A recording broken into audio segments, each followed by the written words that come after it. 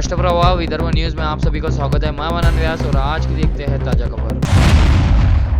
राकपा शरद पवार गुट के नेता शरद पवार द्वारा देश के गृह मंत्री अमित शाह को कभी गुजरात से तड़ीपार किए जाने के बयान का भाजपा महासचिव विनोद तावड़े ने तगड़ा उत्तर दिया, जिसके बाद पवार बीजेपी की तकरार बढ़ने के आसार बताए जा रहे हैं। तावड़े ने गंभीर आरोप लगाया कि शरद पवार के मुख्यमंत्री रहते कुख्यात दाऊद इब्राहिम के गुंडों को हेलीकॉप्टर में घुमाया गया था। तावड़े ने यह भी कहा कि अमित शाह की तड़ीपारी चोरी, चकारी या डाके के लिए नहीं थी। वो उम्रकैद और काला पानी की सजा पाए स्वतंत्रता वीर सावरकर भी मंत्री बन जाते तो पवार ऐसा ही बयान देते क्या? विनोद तावड़े ने शरद पवार को तगड़ा प्रत्युत्तर दिया। तावड़े ने कहा कि बीजेपी के नेता अटल जी आडवाणी और अन्य कई नेता इमरजेंसी दौरान बाद में प्रधानमंत्री और मंत्री बने। पवार के क्या इन नेताओं के बारे में भी ऐसा ही कहेंगे? शरद पवार ने मंगलवार को कहा था कि अमित शाह गुजरात से तड़ीपार होने के बाद महाराष्ट्र में बाला साहेब ठाकरे के शरण में आए थे। तावड़े के इस बयान के बाद सवाल यह उठता है कि क्या वाकई में दाऊद के गुंडे पवार के हेलीकॉप्टर में थे? यदि थे तो अब तक 3 मरतबा सत्ता में आई युति की सरकार ने इसकी जांच क्यों नहीं की? या फिर तावड़े का यह आरोप केवल राजकीय है? मुख्यमंत्री देवेंद्र फडणवीस और पूर्व गृह मंत्री अनिल देशमुख के बीच आरोप प्रत्यारोप का दौर महाराष्ट्र झेल चुका है। अब एक बार फिर अनिल देशमुख ने सुशासन रिपोर्ट के आधार पर मुख्यमंत्री और गृह मंत्री देवेंद्र फडणवीस पर निशाना साधा है। उन्होंने राज्य में अपराध पर अंकुश लगाने में गृह विभाग की विफलता की आलोचना की है। प्रदेश में अपराध दिन ब दिन बढ़ता जा रहा है। हत्या, अपहरण, डकैती, प्रताड़ना जैसे गंभीर अपराध काफी बढ़ गए हैं। सुशासन रिपोर्ट हाल ही में प्रकाशित हुई है, जिसमें आरोप लगाया गया है कि गृह विभाग महाराष्ट्र के 36 में से 32 जिलों में अपराध रोकने में विफल रहा है। रिपोर्ट में 10 क्षेत्रों में सरकार के प्रदर्शन की समीक्षा की गई। इनमें न्याय एवं जन सुरक्षा एवं सामाजिक विकास 2 क्षेत्रों में सभी जिले पिछड़े हुए हैं। देशमुख ने दावा किया है कि इस रिपोर्ट में बिगड़ते सामाजिक संतुलन और बढ़ते अपराध का मुद्दा मजबूती से सामने आया है। राज्य में केवल 3 जिले ही सामाजिक विकास में 50% से अधिक अंक प्राप्त कर पाए हैं। शेष 33 जिले सामाजिक विकास में विफल रहे हैं। अनिल देशमुख का मानना है कि राज्य के गृह विभाग को इस गंभीर मामले पर तत्काल ध्यान देने की जरूरत है। इस रिपोर्ट से न्याय और सार्वजनिक सुरक्षा के क्षेत्र को लेकर कई चौंकाने वाली जानकारी सामने आई है। धामनगांव रेलवे समृद्धि महामार्ग पर पुणे से नागपुर की ओर तेज रफ्तार जा रही गंगा ट्रैवल की लग्जरी बस ने आष्टाग्राम के पास सामने जा रहे ट्रक को टक्कर मार दी। भयंकर हादसे में ट्रैवल बस का चालक संतोष परिहार की ऑन स्पॉट जान चली गई। 10 से 12 मुसाफिर जख्मी हो गए। मंगरूल बस्तगीर पुलिस को तड़के 5:30 बजे के दौरान हुए भीषण हादसे की सूचना मिलते ही वो तुरंत मौके पर पहुंचे व घायलों को धामनगांव एवं पुलगांव ग्रामीण अस्पताल रवाना किया गया। कुछ घायल यात्रियों की दशा गंभीर होने की जानकारी भी पुलिस ने दी। केंद्रीय मंत्री नितिन गडकरी द्वारा खासदार औद्योगिक महोत्सव अंतर्गत आगामी 7 फरवरी से आयोजित 3 दिवसीय एडवांटेज विदर्भ उद्योग मेला क्षेत्र में औद्योगिक विकास हेतु महत्वपूर्ण रहेगा। विदर्भ के उद्यमियों से मेले में सहभागी होकर राज्य शासन और उद्योग विभाग द्वारा दी जा रही सहूलियत व सुविधाओं का लाभ लेने का आह्वान MIDC एसोसिएशन के अध्यक्ष किरण पातुरकर ने किया। वे आज दोपहर पत्रकार परिषद को संबोधित कर रहे थे। इस समय कार्य समिति के उपाध्यक्ष, गिरधारी मंत्री और अन्य पदाधिकारी उपस्थित थे। नागपुर के राष्ट्र संत तुकडोजी महाराज विश्वविद्यालय प्रांगण में आयोजित औद्योगिक महोत्सव में आने वाले उद्यमियों को समृद्धि के नए अवसर मिलेंगे। महोत्सव हेतु विदर्भ की सभी संस्थाओं का सहकार्य मिल रहा है। 3 दिवसीय एडवांटेज विदर्भ औद्योगिक मेले में एक ही स्थान पर 250 से अधिक कंपनियों के स्टॉल और जानकारी मिलने की बात कही। उसी प्रकार 25 सत्रों में 2025 से अधिक वक्ता रहेंगे।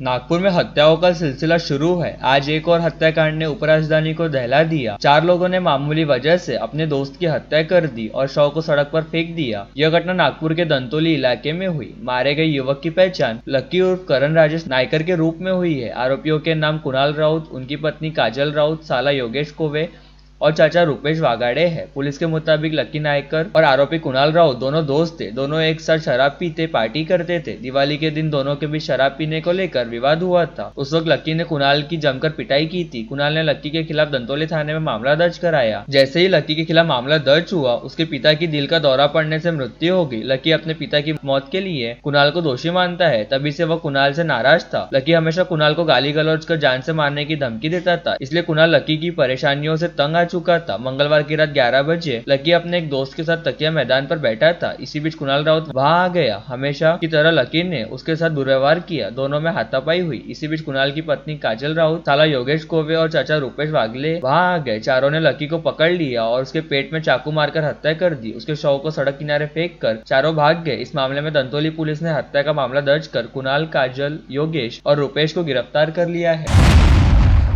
सीपी नवीन चंद्र रेड्डी की कल्पना से आयोजित 4 दिवसीय जन शिकायत निवारण शिविर में 2 दिनों के अंदर 884 लोगों की सुनवाई और एक्शन लिया गया। स्वयं सीपी रेड्डी और उनके अधीनस्थ तीनों डीसीपी इस शिविर में घंटों उपस्थित रहकर लोगों की फिरियाद सुन रहे हैं। ऑन स्पॉट एक्शन लिया जा रहा है। 2 प्रकरणों में प्रथम सूचना रिपोर्ट दायर की गई है। उल्लेखनीय है कि जन शिकायत दरबार का कल गुरुवार 16 जनवरी आखिरी दिन है। शिकायत निवारण के लिए विशेष कार्यशाला रखी गई, जिसमें उपायुक्त और सहायक आयुक्त व सभी अधिकारी अमलदार उपस्थित रहे। कुछ शिकायतों का निपटारा समुपदेशन और कुछ का कानूनी प्रक्रिया से किया गया। मुंबई पुलिस के दल ने आज दरियापुर के सदानंद कॉलोनी में बड़ी कार्रवाई करते हुए ऑनलाइन फ्रॉड करने वाले गिरोह के 12 सदस्यों को एक ही जगह से पकड़ने में सफलता प्राप्त की है। इन जालसाजों के पास से मुंबई पुलिस ने लैपटॉप, मोबाइल, एक 4-व्हीलर और 2 मोटरसाइकिल जब्त की है। जानकारी के मुताबिक मुंबई पुलिस को एक ऑनलाइन फ्रॉड के मामले में आरोपी की तलाश थी, तो मुंबई पुलिस के हाथ इस जालसाज का लोकेशन दरियापुर मिला। दरियापुर पुलिस की सहायता से मुंबई पुलिस के दल ने दरियापुर के साईनगर परिसर के सदानंद कॉलोनी में रहने वाले बंडू पवार के यहाँ छापा मारा। बंडू पवार के इस मकान में 12 युवक एक साथ किराए से रहते पाए गए।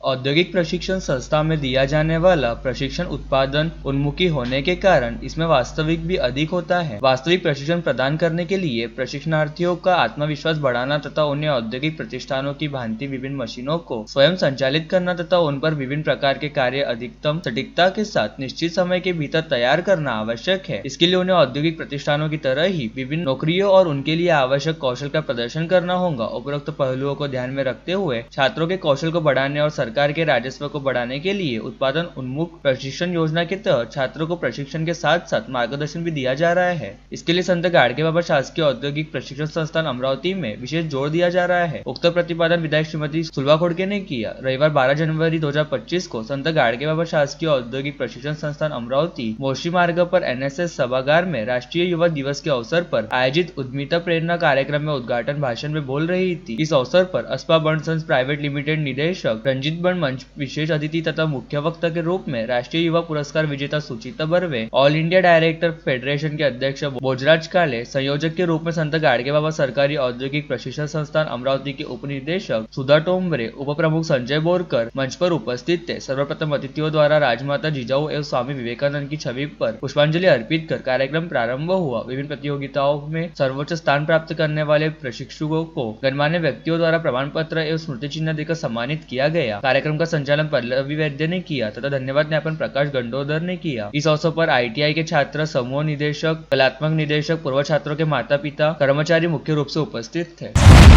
राज्य भर के अवैध होल्डिंग्स एवं विज्ञापन फलकों के संदर्भ में उच्च न्यायालय ने गंभीरता से दखल लेने के बाद मनपा आयुक्त सचिन कलंत्रे व पुलिस आयुक्त नवीन चंद्र रेड्डी ने नोडल अधिकारी की नियुक्ति करके संबंधित सभी यंत्रणा को कार्रवाई करने के आदेश दिए हैं। अनाधिकृत होर्डिंग्स, विज्ञापन फलक, फ्लेक्स के कारण शहर का विद्रुपीकरण हो रहा है तथा इस संबंध में कार्रवाई करने के सर्वोच्च न्यायालय ने आदेश दिए हैं, किंतु फिर भी इस संबंध में राज्य में कई भी संबंधितों पर ठोस कार्रवाई अथवा अपराध दर्ज नहीं किए जाने का मुद्दा कुछ माह पूर्व ही मुंबई उच्च न्यायालय में उपस्थित हुआ था। इस मामले में दाखिल जनहित याचिका पर सुनवाई करते समय न्यायालय ने राज्य शासन सहित प्रमुख रूप से सभी मनपा व पुलिस यंत्रणा को भी इस संबंध में जवाब मांगा, जिसके कारण ऐसे अवैध फलकों पर तत्काल सख्त कार्रवाई की जाएगी। ऐसा प्रतिज्ञा पत्र भी संबंधित यंत्रणाओं को न्यायालय में दाखिल करना पड़ा, जिसके कारण अब मनपा के सभी सहायक आयुक्तों की वार्ड ऑफिसर के रूप में नियुक्ति की गई है। उसी प्रकार उनमें समन्वय व नियंत्रण रखने के लिए संबंधित उपायुक्तों की भी नोडल अधिकारी के रूप में नियुक्ति की गई है। साथ ही पुलिस आयुक्तों को भी शिकायत प्राप्त होते ही कार्रवाई करने का आदेश सभी पुलिस निरीक्षकों को दिए गए हैं। उन पर नियंत्रण रखने के लिए सहायक पुलिस आयुक्त जयदत्त भंवर की नियुक्ति की गई है। अस्पताल में काम करने वाली 22 वर्षीय युवती को एक सिरफिरे युवक ने जबरदस्ती शादी करने के लिए धमकी दी। ऐसा न करने पर उसके साथ गाली गलौज कर जान से मारने की धमकी भी दी। यह घटना कोतवाली थाना क्षेत्र में मंगलवार 14 जनवरी को घटित हुई। पीड़िता की शिकायत पर आरोपी अमन रोराले के खिलाफ मामला दर्ज किया गया है। जानकारी के मुताबिक 11 माह पूर्व आरोपी अमन रोराले से पीड़िता की जिला अस्पताल में पहचान हुई। जिला अस्पताल की उपचार की पर्ची पर पीड़िता का मोबाइल नंबर रहने से अमन उसे फोन कर बातचीत करते हुए कहा कि उसके साथ उसे शादी करनी है। पीड़िता ने इनकार कर फोन बंद कर दिया। 14 जनवरी को पहले पीड़िता अस्पताल में काम पर गई, तब आरोपी शराब के नशे में वहां पहुंचकर उसे परेशान करने लगा और शादी की मांग करते हुए उसका पीछा कर रहा था। पश्चात दोपहर 3 से 3:30 बजे के दौरान अमन अस्पताल में पहुंचा और वहां के स्टाफ से पीड़िता के बारे में पूछताछ करने लगा। तब वहां मौजूद कर्मचारियों ने उसे बताया कि पीड़िता यहाँ काम नहीं करती। इस कारण अमन वहां से चला गया और 10 मिनट में वापस लौटकर अस्पताल में घुसा। स्टाफ से गाली गलौज करते हुए डॉक्टर की केबिन में घुस गया। डॉक्टर ने जब उसे रोकने का प्रयास किया तो